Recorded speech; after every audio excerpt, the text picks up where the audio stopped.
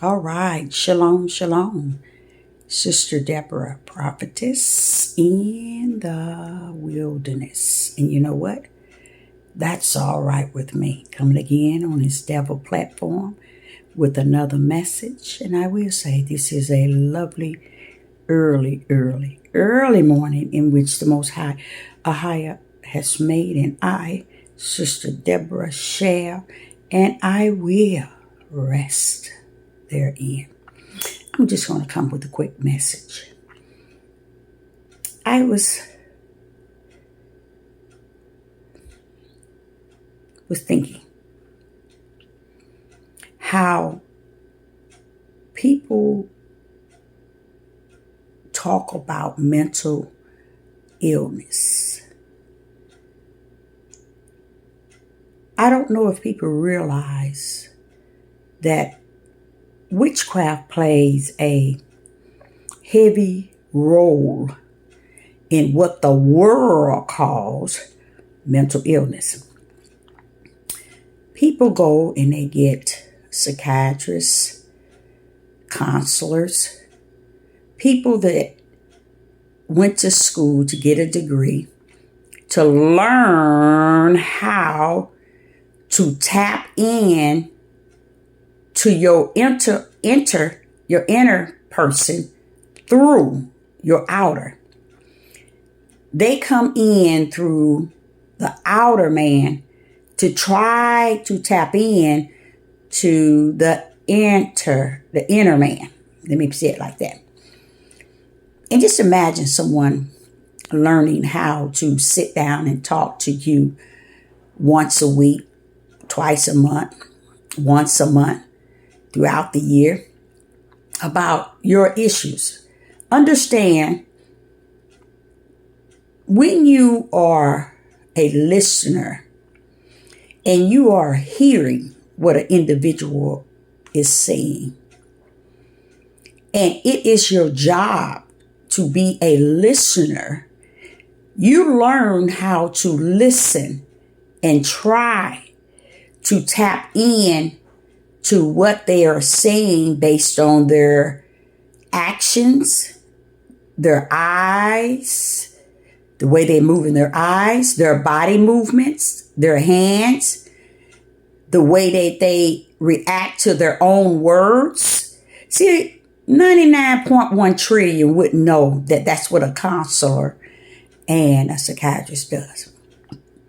They tap into your whole outer being, emotions, through your flesh, how you're blinking your eyes, how you're turning your head, how you're moving your lips, how your body movement and which way you cross your legs. They add all that in to your paid feed of how they have learned throughout their education in how to treat you. These are people who have learned how to see you from your outer being. Your outer being is not who you are. It's who you are in your inner being. Okay? So when you go to a psychiatrist and you go to a counselor or someone that can listen to your emotions, your feelings, your personal opinion, your whole life, they're tapping into your outer being. And that's a dangerous game. It's enough that our outer man is already causing us to go up against the Creator himself. Did you all know that? I know you don't. You tend to blame Satan and demons. You don't understand you could be the biggest demon in your own life. You can be a demon himself. One of Satan's ace within yourself. So when you're going to get this help that you think that people who have trained how to tap into who you are based on your body movement, your eyes, your the way you move your mouth, the way you say things, and how the facial reaction when you speak words, and they tap into stuff like that.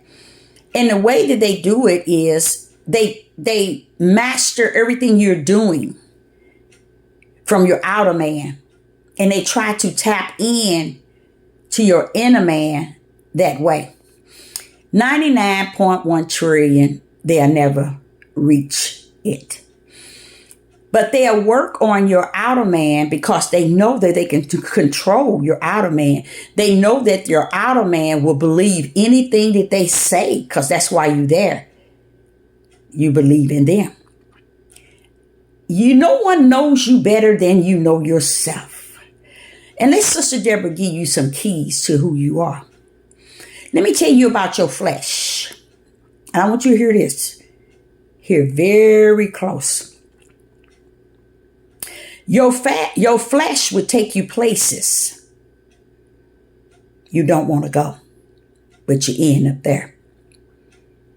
Your flesh shall have you saying things that you didn't want to say, and later on having to repent and to say, I'm sorry. But still, sometimes it leaves that guilt because sometimes you can't restore what your mouth has said. This is your flesh. Your flesh will have you doing things and letting you think that it is all right because you are doing it. It'll have you doing things to people. It'll have you doing things to yourself and let you think that it's okay because you yourself is doing these things and I'm not hurting anybody.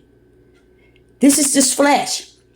But another thing the flesh seems to get us caught up in, it seems to get us caught up in a lot of mental illness. Why?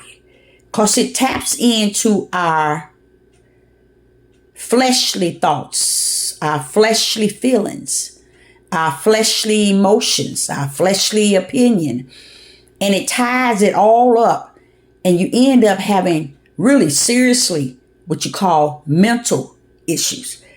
People don't understand. People with mental issues are people who having issues in their thought pattern of their flesh. Flesh is doing it to you again.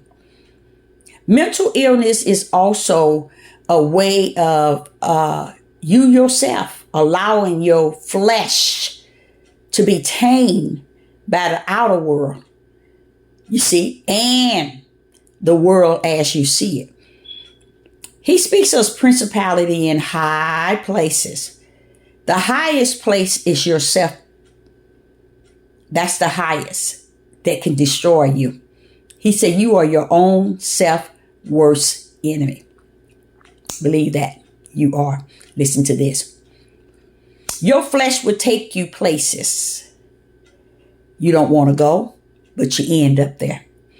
Your flesh will have you thinking and feeling ways you don't want to feel, but you end up there. Your flesh will have you treating people really wicked and evil. And guess what? It'll become who you are. Your flesh will have you hurting people. Your flesh would have you hurting yourself. But most of all, your flesh will go with you in all these areas just to destroy you. And what part of your flesh, what part of you that your flesh is trying to destroy? Not your flesh. It knows it's going after something that's greater than it, which is your spirit.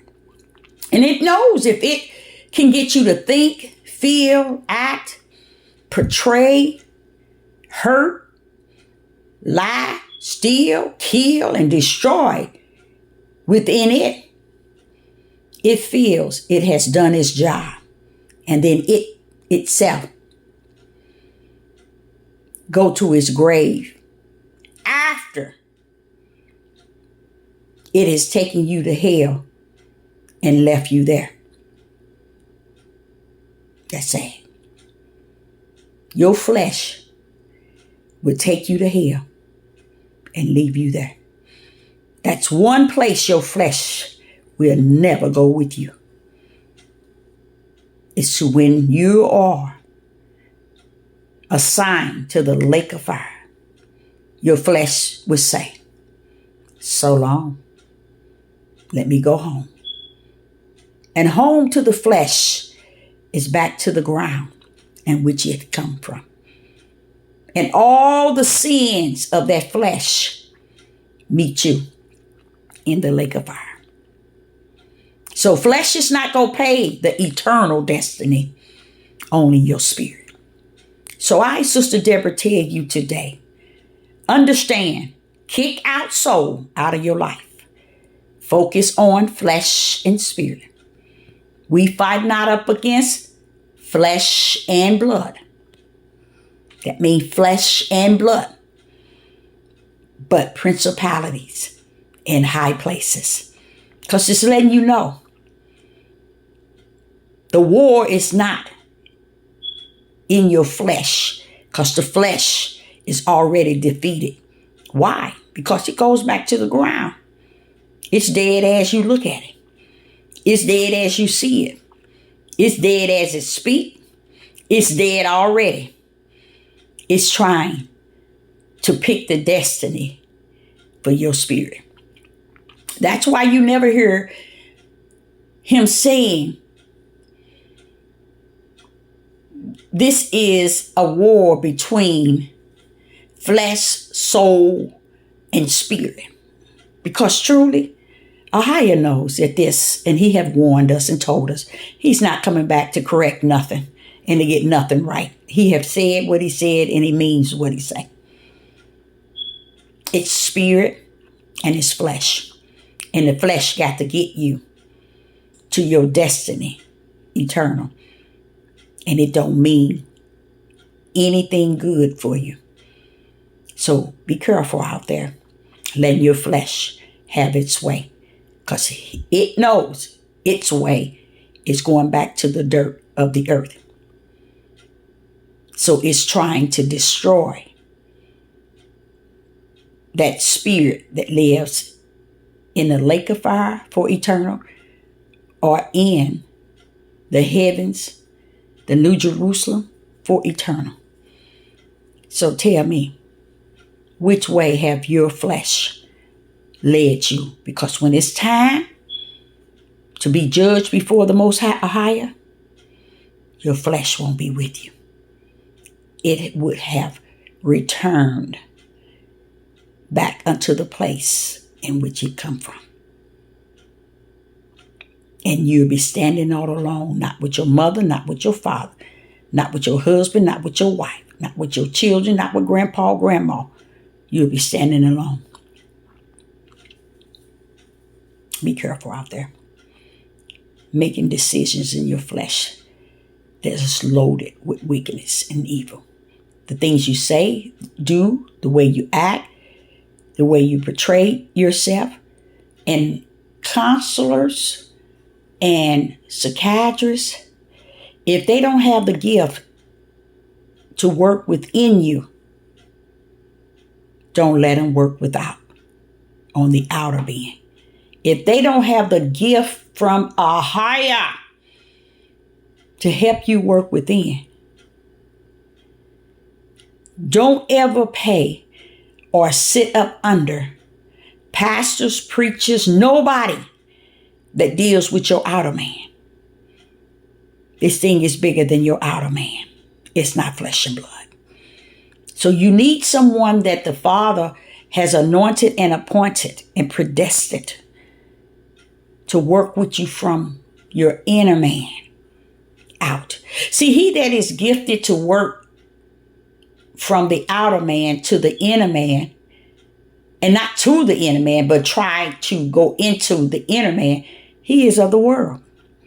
But he that goes after the inner man to kind, to mold and give understanding to the outer man. He is of a higher. So I, Sister Deborah, say unto you this early morning, I hope you've been blessed with this message. Shalom and shalom.